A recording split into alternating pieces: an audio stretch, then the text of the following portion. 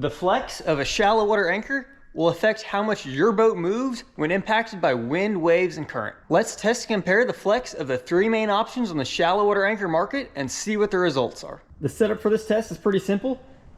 Basically just taking this bump board and a scale, and I'm going to pull 30 pounds in both the front and back direction as well as the side to side direction, and just measure how far it flexes when pulled with that 30 pounds. And I'll take each of these measurements 3 times and report the average for each measurement.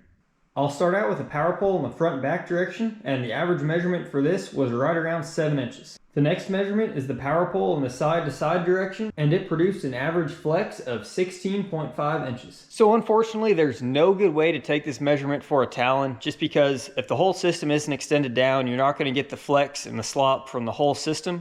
So I did take this quick measurement here, but this is more just for informational purposes to show you what I'm talking about. And it does, obviously this is pretty tight, but it does speak pretty well for the flexibility in the mount. The mounts are very solid on the Talons, and same thing with the Raptors. The power poles have a little bit more sway in the mounts than the Minn Kota products. But I think the Talon would do pretty well on this test, just because here when I extended it out and pushed it side to side, most of this slop is in the mount because the mount isn't actually latched in. But there isn't a whole lot of movement in the Talon itself, so I think it would be pretty stiff. So I don't think it would have a lot of flex, but I really don't have a great way of comparing it to the Raptor and the power pole. So moving on to the Raptor, it measured 11.1 inches in the front back direction. And finally, the Raptor produced 19.7 inches in the side to side direction.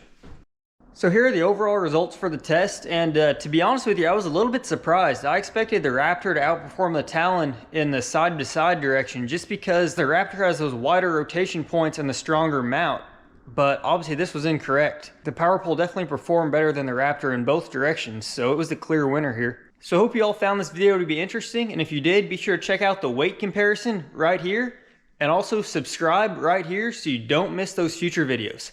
Thank you all.